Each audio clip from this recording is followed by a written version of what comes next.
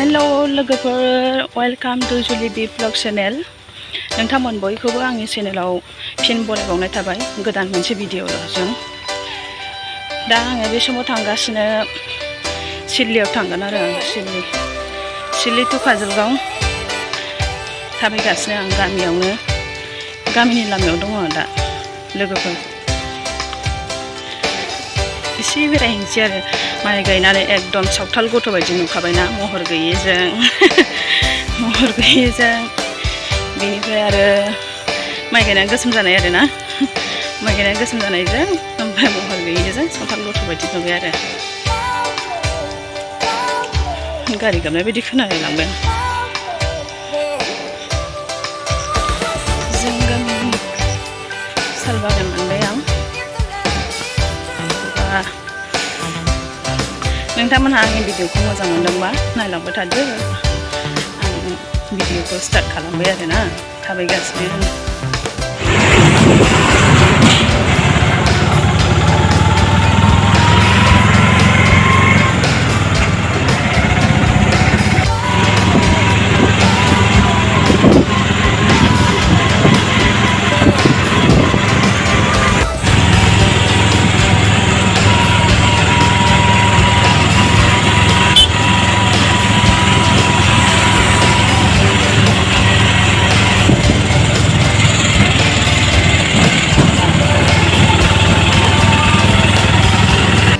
काजलगाव मोनफैबाय आं, काजलगाव बैयाव ओंखारसै।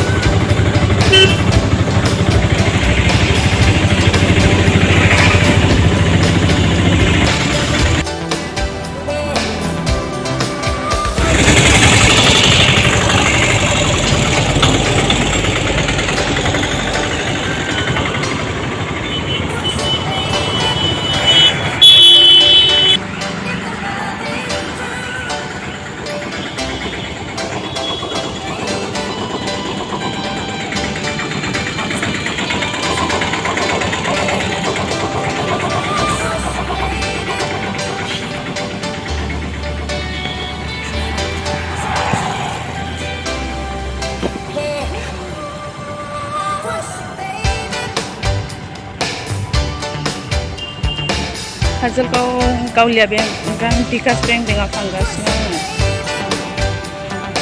बेंकआवहाय फैसा एसे सोहैनि आरोना। एनि एकाउन्ट दङ बेयाव। थाबायगासिनो आं मोनथामसै थांखांबाय आं बेंकआव। एसे आं ओंखारबाय।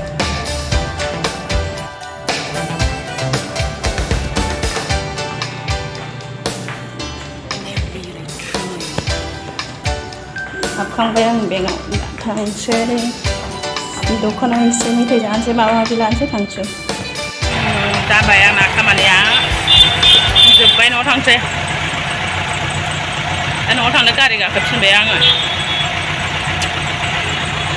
बेंकआव हाबबाय, ब्लगाव अफिसाव एसे थांबाय, दखानाव मेथाइ जाबाय, गय जाबाय। दा गैला, न'आव थांफिनसै।